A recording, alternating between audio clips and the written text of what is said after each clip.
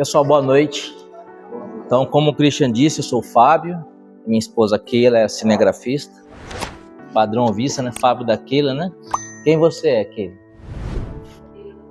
Viu? Nós fizemos o 100º Movisa. Lembro de alguns rostos aqui que estiveram no encontro lá, a gente teve a oportunidade de fazer o 100º Movisa. Foi o último, né? Aqui de Lorena, né? Teve um cruzeiro depois, né? Nós mandamos em Taubaté. E hoje a gente tem a alegria de partilhar com vocês a palavra. O evangelho que eu queria meditar com vocês é Mateus capítulo 18, versículos 19 e 20. Mateus capítulo 18, versículos 19 e 20. Tem 24 anos que eu ministro a palavra, 24 anos que eu prego o evangelho, né? Grupos de oração, encontros, retiros, etc. Missões. Mas eu nunca na minha vida preguei num lugar depois do professor Felipe Aquino. Teve que semana retrasada, né? Isso aí aumenta muita responsabilidade. Eu nunca preguei depois do professor Felipe Aquino. Vamos lá, povo. Mateus 18, versículo 19 e 20, amém?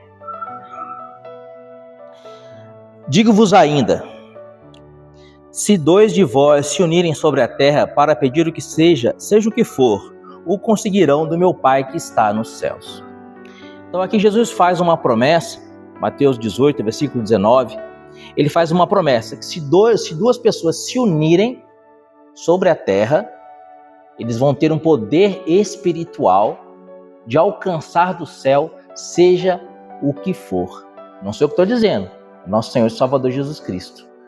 Vou ler de novo. Digo-vos ainda isto, se dois de vós se unirem sobre a terra para pedir seja o que for, o conseguirão do meu Pai que está nos céus. Olha para a pessoa que está do seu lado aí, seu cônjuge, fala para ela assim, ó, se nós pedimos algo a Deus, unidos, seja o que for, alcançaremos do céu. A palavra de Jesus é, se dois ou vós unidos pedirem algo, seja o que for, vocês vão alcançar. Queridos, quem pode estar mais unido do que um casal em santo matrimônio? Não existe nenhum ser humano que pode só se unir a outro ser humano de maneira mais plena, de maneira mais perfeita, de maneira mais espiritual, de maneira mais física nesta terra do que pelo sacramento do matrimônio. Humanamente falando, a união do sacramento do matrimônio é uma união tão perfeita e tão sublime, e tão alta, que ela é destinada por Deus para continuar no mundo, na terra, a obra da criação. No começo, Deus criou Adão do barro e soprou a vida sobre Adão. Tomou a costela do lado de Adão e criou Eva. Esse foi apenas o começo, depois não mais. Daí em diante, a criação permaneceu sendo levada à frente por Adão e Eva e seus descendentes.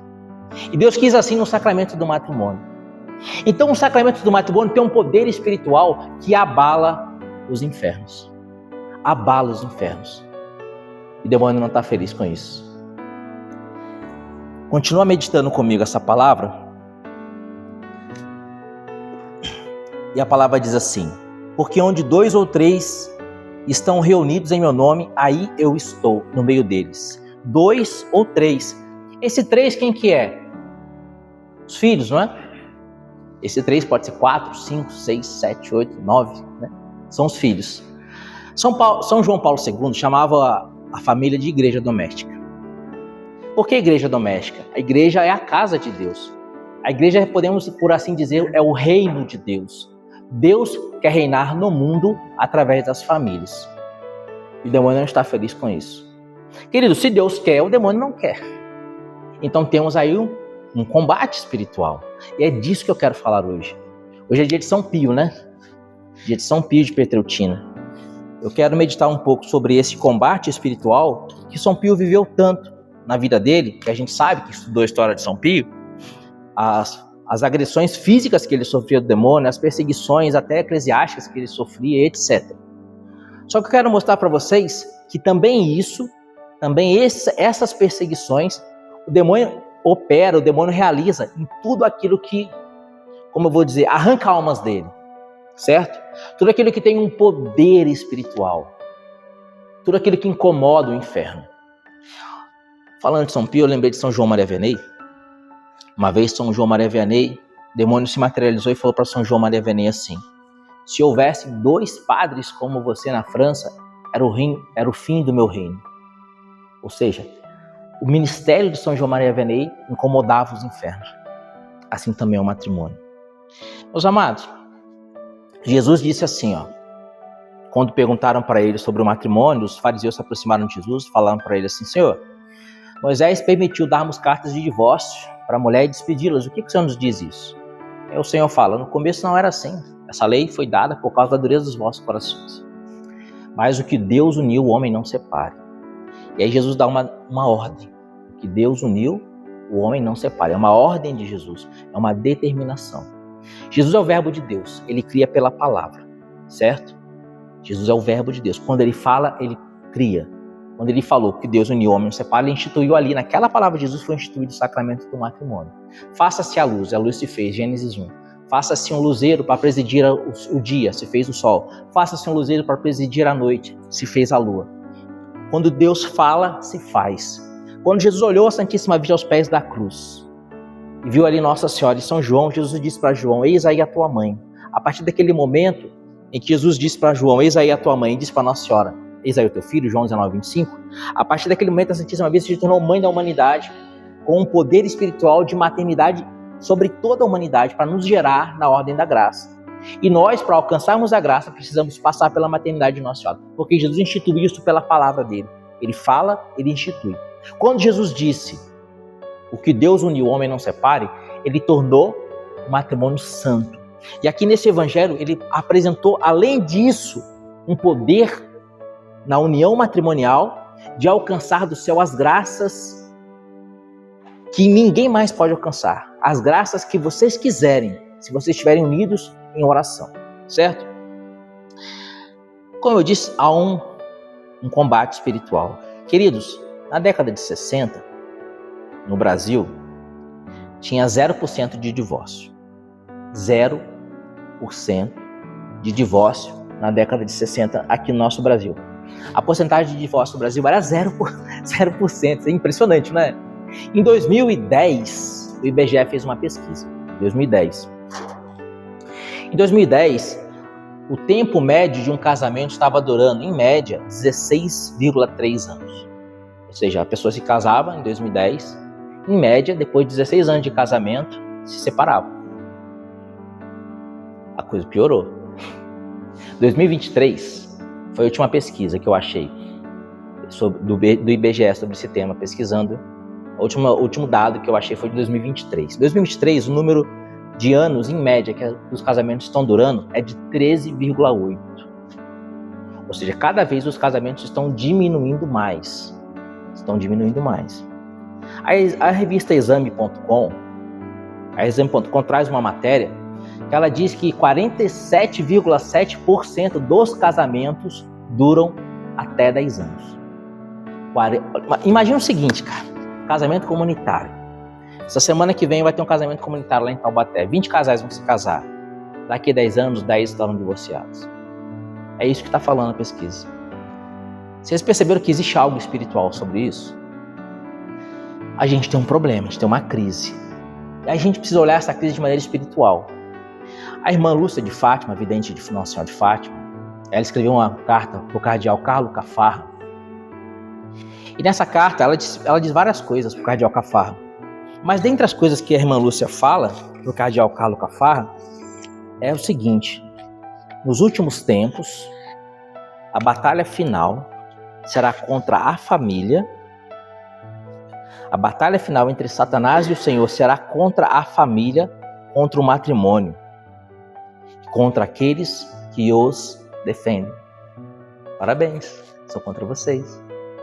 Contra vocês que são a família, o matrimônio, e aqueles que defendem o matrimônio. Então, meus amados, estamos em guerra. Essa é a notícia ruim, né? Estamos em guerra. Mas Santa Teresa d'Ávila tem uma frase muito bonita que ela diz assim: um só homem, com Deus é a maioria. Ou seja, pode vir um exército inteiro. Se um só homem estiver com Deus, ele é a maioria. Estamos em guerra. Mas nós somos a maioria. porque estamos em Deus. Mas 1 Coríntios capítulo 10, versículo 12 diz assim: aquele que está em pé, cuidado para não cair. Queridos, eu e a Keila temos um casal de amigos lá em Volta Redonda, nossa cidade natal. Sabe o que eles faziam na igreja? Eles faziam encontros para casais. Eles pregavam encontros para casais, retiros para casais. E era referência na paróquia, né, diante das pessoas, como um casal que vivia um matrimônio, tinha filhos e que pregava para os casais viverem bem o seu matrimônio. Passados alguns anos, o que aconteceu? O marido, arrumou um amante no emprego, se separou da mulher. E aí fere o pastor e as ovelhas se dispersarão, não é isso que diz? Se você ferir o pastor, as ovelhas se dispersarão. E aí o demônio vai e ataca aquele casal, que era referência de casal, que pregava para casais na igreja, ataca aquele casal, o homem comete um adultério, se separam, se divorciam, e as pessoas começam a olhar, puxa, então aquilo era tudo um teatro. Era tudo um teatro, porque eles que pregavam tinham uma amante. E esse contra-testemunho vai arrastando milhões de pessoas que estavam, às vezes, se inspirando nesse casal, né? E que com esse contra-testemunho viram que talvez aquilo fosse um castelinho de areia, que o demônio foi lá e chutou. Quem está de pé, cuidado para não cair. Quando a gente aponta o dedo para uma pessoa, tem 4 dedos apontados para nós, não é assim que a gente fala? Então, o que aconteceu com eles pode acontecer com qualquer um de nós. Sempre quando a gente vê alguma pessoa caindo, alguma pessoa que infelizmente tombou no combate espiritual e caiu em estado de pecado mortal, antes que a gente os julgue, a gente tem que temer e tremer. Temer e tremer, porque nós somos apenas barro. O próprio Senhor disse: sem mim nada podeis fazer. Sem o auxílio da graça de Deus somos nada. Sem o auxílio da graça de Deus somos ninguém. Eu gosto muito de falar para Jesus quando eu estou fazendo adoração. Eu gosto de fazer adoração começando com um momento de contrição, né? De perdão. Então eu começo apresentando para Jesus meus defeitos, né? E às vezes isso aí vai se prolongando, porque são muitos defeitos, né? Então vai se prolongando. E eu falo para Jesus assim: Senhor Jesus, Judas não tem nada menos que eu tenho. Judas não é pior do que eu. Judas não é pior do que eu. E aí agora eu não beijo mais o sacrário, porque eu meditei o seguinte: puxa, o sacrário é a porta do céu, né? Quem sou eu para beijar o sacrário? Antes eu beijava o sacrário, não beijo mais o sacrário. Mas quando eu beijava o sacrário, eu falava assim: Jesus, que esse meu beijo não seja como o beijo de Judas. Porque o que Judas fez, eu sou bem capaz de fazer. Eu sou bem capaz de fazer pior do que Judas. O que Lutero fez, eu sou bem capaz de fazer. E sou capaz de fazer pior do que Lutero. Então, meus amados, se eu não me vigiar, se eu não colocar o céu para combater ao meu lado, eu vou cair. Porque eu sou barro. Essa é a notícia boa para vocês, mas tem uma notícia ruim. Eu não sou único. Eu não sou único. Infelizmente, bom se fosse apenas eu, mas eu não sou único. Todos nós somos barro. Então, meus amados, nós precisamos combater. Como eu falei, hoje é dia de São Pio, né? E diante dessa realidade espiritual, desse combate espiritual, hoje, no dia em que nós celebramos Padre Pio de Pietreutina, eu quero trazer para vocês a história de um casal que foi acompanhado pelo Padre Pio. O nome da menina era Paola, o nome do rapaz era Giovanni. O Giovanni fez a primeira comunhão com o Padre Pio. O Padre Pio ministrou a primeira comunhão para ele tinha 8 anos de idade.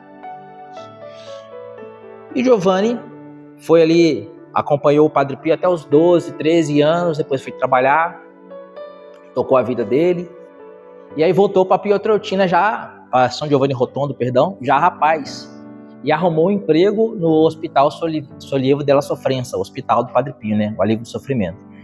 E começou a trabalhar na administração do hospital alívio do sofrimento. E era um rapaz piedoso, ali que já uns seus 24, 25 anos.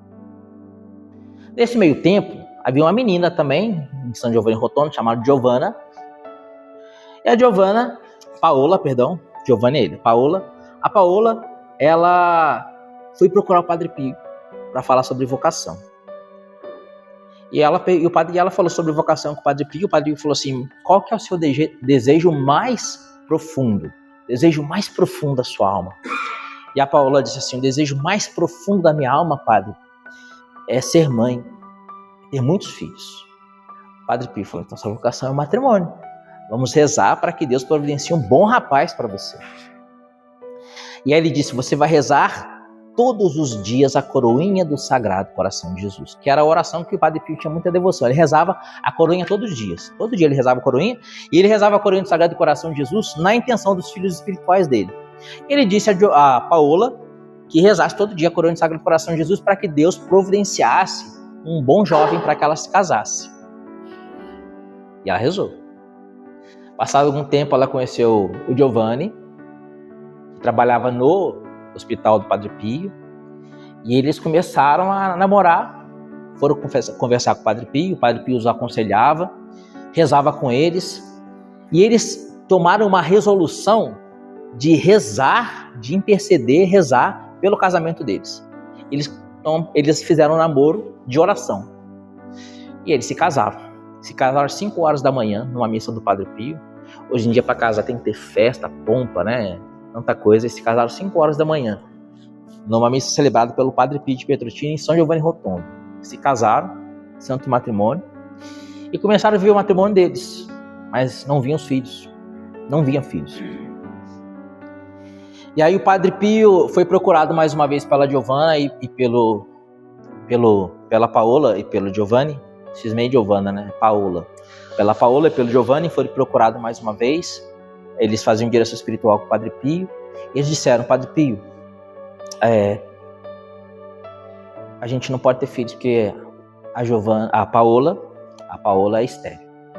Fizemos os exames e tal, e ela não pode ter filhos. Aí o Padre Pio falou assim: vamos rezar. Reza a coroinha do Sagrado Coração de Jesus nessa intenção, para que você tenha filhos. Eles rezaram. Na outra direção espiritual eles voltaram, e o Padre Pio falou assim: vocês rezaram a coroinha do Sagrado Coração de Jesus? Claro, Padre, o senhor sabe que a gente reza. E ele falou assim: eu também rezei. Vocês terão tantos filhos quanto os coros dos anjos. Quantos são os coros dos anjos? 9, né? São 9 os coros dos santos anjos. E eles tiveram 9 filhos. A primeira filha deles nasceu com uma doença muito grave, e foi desenganada pelos médicos. E imagina a situação, né? A Paola era estéril, rezou a coroinha do Sagrado Coração de Jesus. O Padre Pio prometeu que ela seria mãe de 9 filhos. O primeiro já fica doente, os médicos desenganam, ela vai morrer. A criança não tem jeito, vai morrer. E ela foi mais uma vez procurar o Padre Pio e falou assim: Padre Pio, reza pelo meu filho, pela minha filha, era uma menina, para que ela tenha uma santa morte. Ministra o batismo e reza para que ela tenha uma santa morte. O Padre Pio falou assim para ela: ela não vai morrer, ela vai viver muitos anos. A menina é viva até hoje, é uma senhora, né? É viva até hoje. E a menina foi curada milagrosamente, e eles tiveram mais 9 filhos. E lembrando dessa história, eu pesquisei na internet como que tá a Paola hoje e o Giovanni, né? Eles são casados ainda hoje. E eu vi um relato, um texto da Paola falando que depois de mais de 60 anos de casamento, eles ainda se amam como da primeira vez, porque eles seguiram o conselho do Padre Pio: rezar pelo casamento, rezar pelo matrimônio. Queridos, um só homem com Deus é a maioria. O demônio está se lançando contra nós. O demônio está se lançando contra nós. Como eu falei para vocês, na década de 60 era 0% a taxa de divórcio. Em 1984, eu notei aqui um número. Em 1984, houveram 30.847 divórcios. Como que na década de 60 não tinha divórcio nenhum. E em 1984, a taxa de divórcios foi só no ano de 1984, foi 30.847. O que aconteceu entre a década de 60 e a década de 80? O que aconteceu? Aconteceu a década de 70, né? Entre a década de 60 e 80 aconteceu a década de 70. E na década de 70, no ano de 1975, eu não era nascido ainda, eu nasci em 80. Em 1975, houve uma novela da Rede Globo chamada Escalada. Nessa novela tinha um personagem, o Tarcísio Meira, que era um galã, ele era apaixonado por uma outra atriz, que eu esqueci o nome dela. Esqueci. Mas ele era casado com a Suzana Vieira. E ele era apaixonado pela outra atriz. E o Tarcísio Meira era galã, né? E a outra também era bonitona e tal. Ele era casado com a Suzana Vieira, mas era apaixonado pela outra. E aí o enredo da novela conduzia para que as pessoas torcessem para que o Tarcísio Meira largasse da Suzana Vieira e ficasse com a outra bonitona. Ou seja, torcessem pelo divórcio. Isso em 1975. O divórcio no Brasil não existia. O divórcio no Brasil não estava regulamentado. Mas eu até anotei aqui a data e o número da lei. Olha que interessante. Em 28 de junho de 1977, a Lei 6.515 instituiu o divórcio no Brasil. 2 anos depois da novela da Globo. Querido, vamos falar do Padre Pio de novo? Quando o Padre Pio ficou sabendo, inventaram a televisão, foram perguntar para o Padre Pio: Padre Pio, o que o senhor acha da televisão? Ele falou assim: uma desgraça, vai levar muitas almas para o inferno. Imaginem que o Padre Pio não falaria do Instagram, do TikTok, do Facebook, do Telegram e daí por diante. Queridos, é preciso vigiar as janelas das nossas almas. Quem está de pé, cuidado para não cair. Por que o divórcio entrou no Brasil? Porque a televisão romantizou o divórcio e conduziu a população brasileira, que era uma população católica, a torcer pelo divórcio. A população brasileira começou a torcer pelo divórcio do Tarcísio Meira. E quando o Tarcísio Meira se divorciou e ficou com a bonitona, todo mundo comemorou. Final feliz da novela. Final feliz da novela. E aí a pessoa começou a olhar para o casamento dela e falar: puxa, mas eu não tô... Será que eu não tô triste no meu casamento igual o Tarcísio Meira? E aí a pessoa começou a olhar para o lado de fora do muro possibilidades de ser feliz. Vocês já viram essa história, né? A gente tem que se separar porque eu não tô feliz. Essa história foi incutida no coração do brasileiro desde a década de 70. Foi incutida no coração do brasileiro desde a década de 70. E aí, meus amados, eu quero te perguntar, nessa guerra espiritual, você está alimentando a sua alma com o quê? Você está combatendo o bom combate, como diz São Paulo? Ou você está alimentando as janelas da sua alma, que é os seus olhos e os seus ouvidos, com filmes na Netflix que falam de aborto, de homossexualidade e assim por diante, de músicas eróticas e assim por diante. O que você tem alimentado o seu coração? O que você tem colocado para dentro da janela da sua alma? Como que você vai ficar de pé se você está cortando as madeiras que estão debaixo dos seus pés?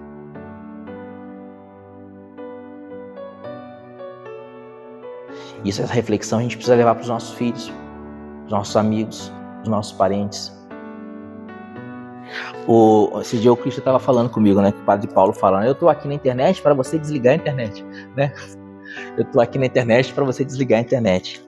Então, meus amados, depois dessa meditação, eu quero apresentar para vocês algumas armas, né? Já que a gente está em guerra, a gente tem que ter armas, né? Combate. A primeira arma que a gente precisa ter na nossa vida espiritual é essa daqui, ó, Sagrada Escritura. Quantas vezes você já leu a Sagrada Escritura? Quantas vezes você já leu a Sagrada Escritura? Mas puxa vida, ler a Sagrada Escritura toda? Quantas vezes você já leu toda a Sagrada Escritura? Eu cheguei na igreja hoje, Fábio. Tem 4, 5 meses de igrejas. Beleza, você está lendo? Eu tenho 3 anos de igreja. Você já leu toda? Se não leu toda, gente, isso aqui é a carta de Deus para nós. São Francisco de Assis dizia assim: quando a gente reza, a gente fala a Deus. Quando a gente lê a Sagrada Escritura, Deus fala conosco. Deus fala conosco. Hebreus capítulo 12, versículo 2 vai dizer assim: a palavra de Deus é viva, mais penetrante que uma espada de 2 gumes e atinge a divisão entre a alma e o corpo. Nada que está aqui veio do coração dos homens. Tudo que está aqui veio do coração de Deus. Quantas vezes você já leu toda a Sagrada Escritura? É preciso ler isso aqui todo dia, meditar a palavra de Deus. Com ordem, é claro, né? Então, primeira arma que a gente precisa usar, a leitura bíblica. E para você ler a Sagrada Escritura, tem vários métodos, várias formas, né, de fazer a leitura orante da palavra. Eu uso o método do Padre Jonas, a Bíblia no meu dia a dia, desde 2001. Então tem 24 anos que eu leio a Bíblia pelo método do Padre Jonas, a Bíblia. É fantástico. Para mim, funciona muito. Acho que a minha Bíblia é toda marcada, né, de promessas, ordens e princípios eternos. Toda marcada. Eu estou lendo a Bíblia pela 7ª vez. Isso aqui é poder de Deus na sua vida. Uma vez, um jovem estava possesso do demônio. E chamaram o padre. Padre, você precisa fazer um exorcismo desse jovem, porque ele está possesso do demônio. Essa história eu ouvi da boca do Anderson Reis. Anderson Reis, quando eu trabalhava em São Paulo, o Anderson, não sei se vocês conhecem o Anderson Reis. Conhecem, não? Anderson Reis é um pregador católico. Ele morava perto do quartel que eu trabalhava e de vez em quando ele ia lá pregar pra gente. A gente ficou amigo na época. E essa história eu ouvi da boca dele. O Anderson Reis dizia assim: o jovem estava possesso do demônio e foram chamar o padre para fazer o exorcismo. Só que na diocese tem um exorcista, né? Um sacerdote. O padre falou assim: tá meio esquisita a situação mesmo, mas eu não sou exorcista. Então vou chamar o padre exorcista. Enquanto isso, vocês vão rezando. Queridos, e a possessão demoníaca, ela traz uma angústia para a pessoa muito forte, muito forte. A pessoa vive numa angústia, ela vive no combate dentro dela mesma. E o padre disse para ele: enquanto isso, meu filho, você vai lendo a Escritura, você vai lendo a Bíblia. E o padre foi e falou para o sacerdote da diocese, que era o exorcista, que precisava ir naquela casa fazer exorcismo naquele jovem. Só que não é assim, vai lá e faz o exorcismo. O padre vai lá, conversa com o jovem, com a pessoa, né, que está sofrendo uma possível possessão. Ele ouve a pessoa, ele ouve a família, ele vê se a questão não é psiquiátrica, se a pessoa não está fazendo teatro, ele vê toda a história, ele vê sinais, ele faz uma anamnese. E o padre foi lá, e são várias entrevistas. E o padre foi lá e conversou com o jovem e tal, e falava: você vai lendo a Sagrada Escritura, a gente vai fazer o exorcismo. E ele foi fazendo essas entrevistas e o jovem continuando lendo a Sagrada Escritura, até que chegou o dia em que foi marcado, o padre realmente chegou ao discernimento que realmente era um caso de exorcismo, e com a autorização do bispo ele marcou uma data para fazer o exorcismo. Na data que o padre foi fazer o exorcismo, o padre chegou, se paramentou, colocou a estola roxa, tal, pegou o ritual de exorcismo e começou a fazer as orações próprias do ritual de exorcismo. E o menino quieto na dele, nada aconteceu. O padre estranhou, né? E aí o padre convidou ele a fazer as orações, e ele fez. O padre apresentou o crucifixo para que ele beijasse, ele beijou. O padre deu o texto para ele, ele pegou. O padre falou: coloca o texto no pescoço, ele colocou. E o padre percebeu que não tinha mais possessão demoníaca. O padre perguntou como que ele se sentia nos últimos dias. Aí ele falou assim: padre, já tem umas 2 semanas que eu estou me sentindo bem. E você não está mais sentindo angústias? Não. Está sentindo medo? Não, padre. Você está vendo coisas? Não vi mais nada, padre. Aquelas coisas que você via, aqueles vultos, você viu? Nunca mais vi, padre. Aquelas vozes que você ouvia, que quando você chegava na igreja se sentia mal, se tinha enjoado, você ouviu? Nunca mais ouvi. O demônio já tinha ido embora. Sabe como que se deu o exorcismo dele? Pela leitura da palavra. Ele leu a Sagrada Escritura. Ele lia a Sagrada Escritura. Quando o padre falou assim: eu não posso fazer seu exorcismo hoje, mas vai lendo a Bíblia, o jovem estava tão angustiado que ele pegou a palavra e começou a ler 8 horas por dia da Sagrada Escritura. Ele lia todos os dias, 8 horas por dia, a Bíblia. O demônio não resiste a isso. O demônio não resiste a isso. O demônio não resiste ao poder da palavra. O padre nem precisou fazer exorcismo. A própria leitura bíblica o exorcizou. Então, meus amados, nessa guerra espiritual que nós estamos vivendo, no matrimônio e na família, como diz a irmã Lúcia, ao Cardeal Cafarra, nos últimos tempos a guerra vai se dar no matrimônio. O último combate entre o demônio e o Senhor vai se dar no matrimônio, nas famílias. E aqueles que defendem o matrimônio e a família. Você precisa meditar a palavra de Deus. Você precisa ter de cor a palavra de Deus. Você precisa citar textos bíblicos de cabeça. Quando alguém falar alguma coisa para você, você precisa lembrar de cabeça versículos da Bíblia. De cabeça, de cor. Naquele livro que eu falei para vocês, A Bíblia no Meu Dia a Dia, do Bom Senhor Jonas da Bíblia, ele fala assim, ó, a gente precisa saber a Bíblia de cor. Porque de cor significa no latim decoração. Você precisa colocar a Bíblia dentro do seu coração. E se ela estiver no seu coração, quando você precisar, os versículos virão. Você precisa conhecer essa Sagrada Escritura. Essa é a primeira arma. A segunda arma é o Santo Rosário. Você precisa rezar todos os dias o terço. Ah, mas por que, Fábio? Você é devoto do terço? Sou, né? Inclusive, a gente se casou, nós nos casamos no dia de Nossa Senhora do Rosário, né? Na Igreja Nossa Senhora das Graças. Então a gente entendeu desde aí que para a gente alcançar as graças, tem que ser pelo Rosário, né? A gente casou no dia de Nossa Senhora do Rosário na Igreja de Nossa Senhora das Graças. Quem disse pra gente rezar o texto todos os dias não sou eu, é Nossa Senhora de Fátima. Nossa Senhora de Fátima apareceu aos 3 pastorinhos no dia 13 de maio de 1917 e disse, reze o texto todos os dias. Aí ela voltou no dia 13 de junho de 1917 e ela disse o quê? Reze o texto todos os dias. Aí ela voltou no dia 13 de julho de 1917 e ela disse o quê? Reze o texto todos os dias. E ela voltou no dia 13 de agosto, agosto não foi dia 13, porque os pastores estavam presos na casa do prefeito, e ela voltou no dia 18, e ela disse, reze o texto todos os dias. Depois, em setembro, ela voltou dia 13 e disse, reze o texto todos os dias. E na última aparição, no dia 13 de outubro de 1917, quando teve o milagre do sol, ela disse, vocês querem ter paz no mundo? Para ter paz no mundo, reze o texto todos os dias. Vocês querem ter paz na família? A paz não é a ausência da guerra. A paz é a plena presença de Deus. A plena presença de Deus é a paz. Você quer ter paz? Quer que Deus reine plenamente na sua casa? Reze o terço todos os dias. O terço é uma arma espiritual. Hoje é dia de Padre Pio, como eu disse. O Padre Pio rezava o terço durante todo o dia. Ele chegava a rezar vários rosários por dia. Uma vez um irmão perguntou para o Padre Pio, quantos rosários o senhor reza por dia? Ele disse assim, eu não posso mentir, eu chego a rezar 30 rosários completos por dia. Quando o Padre Pio estava bem doente, próximo da morte, o irmão estava cuidando dele, o religioso estava cuidando dele, dando banho nele no leito, e ele falou assim, pega para mim a minha arma. E o irmão falou assim, uma arma? Que arma, padre? Ele pega para mim a minha arma. E o irmão achou que ele estava falando de uma arma mesmo, de um revólver, alguma coisa nesse sentido. Ele falou, o Padre Pio deve estar delirando, né? O Padre Pio tinha uma febre muito grande, uma febre muito alta. A febre dele era tão forte que era medida com termômetro de banheira. Tão forte que era a febre do Padre Pio. Os termômetros comuns estouravam. Aquele termômetro de mercúrio que tinha antigamente, colocava na pessoa e o mercúrio subia, estourava com o Padre Pio. Eram febres superiores a 50 graus. Ele não morria por milagre. Ele falou, o Padre Pio deve estar delirando, pedindo arma, né? Não, pega pra mim a arma. Lá. Aí, até que o irmão entendeu que era o rosário. Pegou pra ele o rosário. Aí ele ficou mais tranquilo. Por que ele queria ter o rosário na mão? Porque ele não parava de passar as pontas. Ele estava sempre rezando.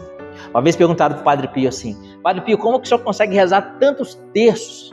O Padre Pio falou assim, como que você consegue não rezar tantos terços? Querido, isso aqui é uma arma. É uma arma. Se a Santíssima Virgem apareceu no início do século XX, num dos momentos piores da história da humanidade, na Primeira Guerra Mundial, que precederia a Segunda Guerra Mundial, e que a Nossa Senhora disse para que não houvesse uma guerra pior do que aquela. Olha o que a Nossa Senhora disse, se vocês não querem uma guerra pior do que essa, e se vocês querem a paz no mundo, reze o texto todos os dias. Os homens não rezaram o texto todos os dias, e houve a Segunda Guerra Mundial. Isso aqui é uma arma. Quando os muçulmanos iam invadir a Europa, o Papa Urbano IV reuniu toda a cristandade, reuniu todos os reinos cristãos e disse para os reis cristãos, enviem exércitos para segurar os muçulmanos que vão invadir a Europa pelo istmo de Lepanto, na Grécia. Eles vão destruir, vão dizimar a cristandade. É o fim da igreja. Porque os muçulmanos iam entrar na Europa e iam matar todos os cristãos. O Papa disse, envie exércitos. Alguns poucos reinados enviaram exércitos. Por quê? Porque já tinha começado a revolta protestante. Alguns reinos que eram católicos haviam se tornado protestantes, não queriam atender o Papa. Outros não enviaram exército porque não queriam ficar mal com os reis protestantes. E aí poucos enviaram exército. Era um pequeno, a armada católica era pequena.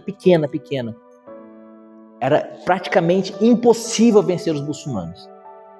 E o Santo Padre disse, rezem um terço, rezem um rosário. Rezem um rosário. E essa batalha se daria em Lepanto, o istmo de Lepanto na Grécia, por onde que os muçulmanos tentariam invadir a Europa. E eles rezaram um rosário. Rezaram um terço. Todos aqueles que iriam combater se confessaram, comungaram e rezaram um terço naquela intenção. O Santo Padre estava no Vaticano, numa reunião com os cardeais. De repente ele para de conversar com os cardeais, vai para a janela e fica olhando para a janela. Na janela, nos céus, ele vê a imagem de Nossa Senhora e ele consegue ver no céu a Batalha de Lepanto. Se deu no dia 7 de outubro, dia de Nossa Senhora do Rosário, dia do meu casamento, inclusive. Tem que saber a história de Lepanto, né? E aí, meus amados, os muçulmanos, depois que foram capturados, foram derrotados pelos cristãos e capturados, eles diziam, nós não podíamos combater, porque no céu aparecia uma senhora que combatia por vós. Chega a arrepiar. Aquele foi o dia em que o Papa instituiu a festa de Nossa Senhora do Rosário, 7 de outubro. Por essa arma nós vencemos. Por essa arma a igreja existe hoje. Se não fosse pelo Rosário, nós não estaríamos aqui. Se não fosse pelo Rosário, o Brasil seria muçulmano, talvez. Porque os portugueses teriam todos morrido.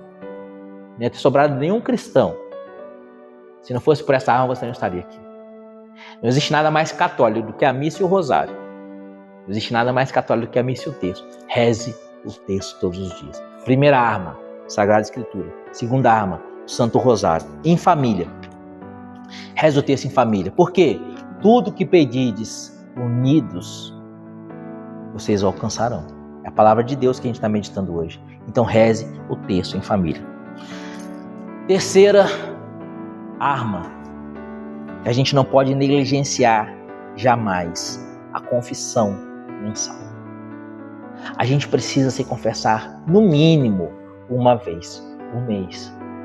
E diz isso também não sou eu. Eu não estou falando nada de mim mesmo, mas eu estou repetindo as coisas que minha senhora disse. Minha senhora, quando eu estou falando, não é aquela, não, é Nossa Senhora mesmo. Nossa Senhora vai dizer em Medjugorje que no mínimo a gente deve se confessar uma vez por mês. Queridos, imagine você, o que acontece com você se você ficar um dia sem tomar banho. No outro dia você já está cheirando mal. Se você ficar uma semana sem tomar banho, ninguém mais consegue ficar perto de você. Se você ficar um mês sem tomar banho, você vai adoecer. Você vai começar a ter infecção, você vai ter problemas de saúde. Se você ficar 2 meses sem tomar banho, ninguém consegue estar nesse ambiente com você se você ficar 2 meses sem tomar banho. Queridos, se o nosso corpo produz suor e mau cheiro, isso é um sinal espiritual. Tudo é sinal espiritual. Tudo é desígnio de Deus. É para que a gente entenda, através do mundo visível, as coisas invisíveis. As pessoas perguntam assim, por que tem aranha, barata, rato, escorpião, né? Por que tem esses bichinhos? Por que tem? É um sinal espiritual. Se você não tomar cuidado, existem seres que podem injetar em você um veneno e te matar. Se você não tomar cuidado no mundo espiritual, existe um ser chamado demônio, que são vários, que podem injetar em você um veneno chamado pecado e pode matar a sua alma. É um sinal espiritual. Tudo que Deus fez é um sinal espiritual. Você consegue ficar sem oxigênio? Se você ficar sem oxigênio, você morre. Mas você não vê o oxigênio, não é? Se você não... E o oxigênio, o ar, em hebraico se diz ruá. É a mesma palavra para espírito. Se você ficar sem o Espírito Santo, você morre. Você não consegue ficar sem o Espírito Santo. É tudo sinal de Deus. Tudo, a criação, é sinal de Deus. Assim, meus amados, também nós, quando nós não nos higienizamos, Nós literalmente fedemos. E se nós não cuidamos disso, nós adoecemos e morremos. Isso é um sinal espiritual, que a gente precisa higienizar as nossas almas. Porque se nós não higienizarmos as nossas almas vão feder. Literalmente. Santa Catarina de Sena era uma santa de sétima morada, que tinha visões espirituais. Santa Catarina de Sena uma vez estava no convento, ela era agostiniana, e no convento elas recebiam algumas pessoas. Eles receberam um casal e que foi falar com as religiosas. Quando Santa Catarina de Sena viu a moça, a senhora do casal, ela fez ânsia de vômito. Quase vomitou. E ela se recolheu para a clausura correndo. Ela viu a mulher, ela fez ânsia de vômito e se recolheu correndo para a clausura. Correndo. E aí a madre foi lá chamar a atenção dela. Falou, por que você fez isso? Foi tão mal educada com a moça. Ela falou assim, eu não pude suportar a presença dela, porque ela vive em adultério. Não pude suportar a presença dela. O asco, o horror da alma. Porque Santa Catarina de Sena via a alma. Ela disse, eu não pude suportar a presença dela. O asco da presença dela, porque ela vive em adultério. Pouco tempo depois foi descoberto que realmente aquela mulher estava em situação de adultério. Queridos, a nossa alma, se nós não confessarmos, a gente vai acumulando pecados sobre pecados, pecados sobre pecados, pecados sobre pecados. E aí você imagina o seguinte, imagina um lençol branquinho, um lençol completamente branco. Naquele lençol completamente branco tem uma manchinha de sujeira. Às vezes aquela manchinha de sujeira se torna imperceptível naquele lençol branco. Aí daqui a pouco são 2 manchinhas de sujeira. Daqui a pouco 3. Daqui a pouco 4 manchinhas.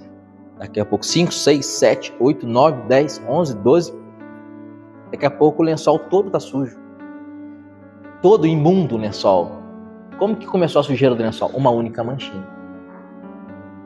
Uma única manchinha. Assim é a nossa alma. O pecado venial, às vezes a gente não se preocupa tanto com o pecado venial.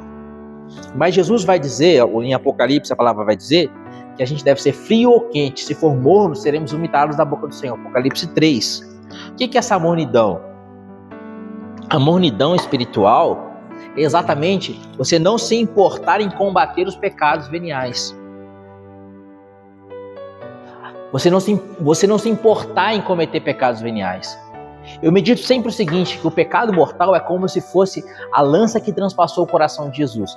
O pecado venial é cada bofetada, cada cusparada, cada espinho na coroa de Jesus, cada chicotada nas costas do Senhor. Como que eu vou dizer que eu sou amigo do Senhor? Como eu vou dizer que eu sou servo e adoro o Senhor se eu vivo espetando a cabeça de Jesus com espinhos? Se eu vivo dando chicotadas e tapas no Senhor com meus pecados veniais e não me importo com isso? Por isso, ainda que uma vez por mês você, no seu exame de consciência, graças a Deus, não tenha constatado nenhum pecado mortal, se confesse dos seus pecados veniais.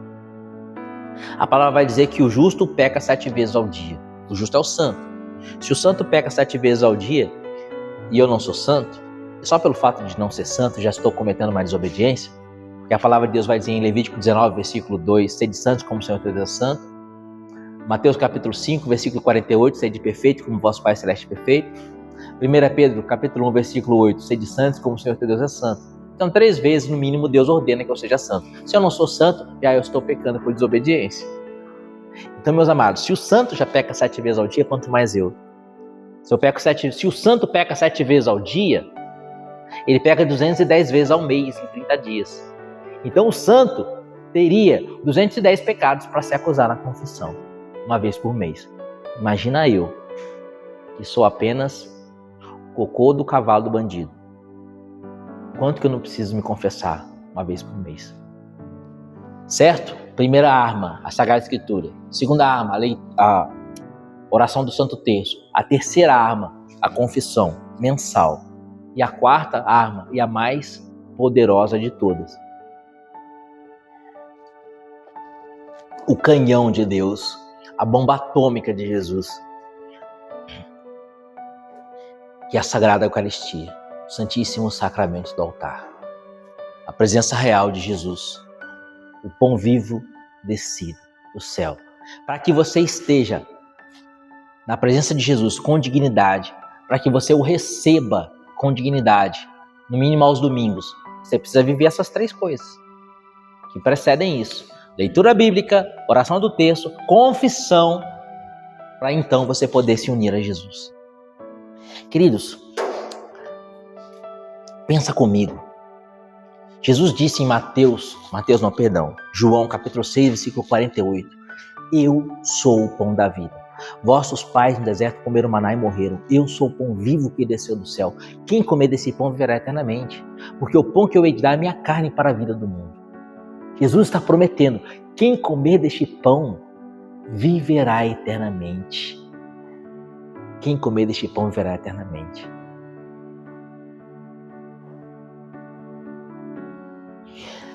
Queridos, se você estiver, a sua família, o casal, estiver unido a Jesus no Santíssimo Sacramento do altar, com adorações, quando possível, durante a semana, mas sobretudo com a comunhão eucarística dominical bem vivida, bem preparada. Estava falando com aquela domingo agora. Chegar na missa antes, pelo menos uma horinha antes, meia hora antes, rezar um texto doloroso para participar bem da Santa Missa, participar com devoção, receber o Senhor com devoção, fazer ação de graças, adorar a Jesus, conversar com Jesus, se unir a Jesus. O que o demônio pode contra você? Absolutamente nada, absolutamente nada.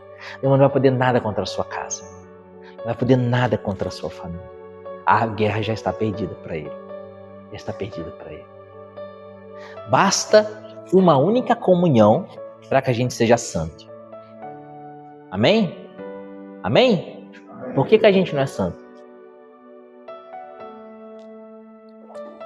Porque a gente não tem comungado bem, né? Se na comunhão a gente recebe o próprio Jesus, Deus eterno e todo-poderoso, o Criador do céu e da terra, aquele que tudo pode, aquele que tudo vê, o onipotente, onisciente, onipresente, o Senhor. Se na comunhão eu me uno a Ele, a minha carne se une à carne de Jesus, o meu sangue se une ao sangue de Jesus, a minha alma recebe a alma de Jesus, a minha humanidade mergulha na divindade de Jesus. Como aquela gota de água que o padre põe no cálice antes da consagração, aquela gota de água que é jogada no vinho, se torna vinho com vinho, nunca mais ninguém pode separar aquela gota de água do vinho, nunca mais. Assim a gente deve mergulhar em Jesus na comunhão eucarística, de maneira que nunca mais a gente possa se separar do vinho. Mas para isso, o meu coração precisa estar preparado para essa comunhão. Meu coração precisa estar pronto a acolher o Senhor no Santíssimo Sacramento e me unir a Ele. E unir-se a Jesus, sobretudo, significa fazer a vontade de Deus. Então, quando eu estou ali na minha ação de graças, eu preciso ter 2 preocupações. Primeira preocupação, agradecer a Jesus. E a segunda preocupação, ouvir a Jesus. O que o Senhor quer de mim, Senhor? O que o Senhor fala para mim? Ele já vai falar através da liturgia da palavra. Então já medita o que ele te falou através da liturgia da palavra. Primeira leitura, o salmo, segunda leitura, o evangelho. Medita aquilo. Traz aquilo para a sua vida. Silencia, agradece a Jesus, conversa com Jesus. E se a ação de graças da missa foi muito rápida, tem missa que a gente vai comungar que você recebe o Senhor, quando você volta para o banco, você colocou seu joelho no chão, o Pai falou, oremos. Já acabou a ação de graças. Se foi muito rápida, fica mais um pouquinho, depois da bênção final, vai na capela, fica mais um pouquinho, conversa com Jesus, deixa Ele falar no seu coração. Permanece com Jesus 15 minutinhos, pelo menos. São Felipe Neri, uma vez, celebrando a missa, ele percebeu que tinha um rapaz que comungava e saía da igreja. Ele recebia o Senhor e ia embora.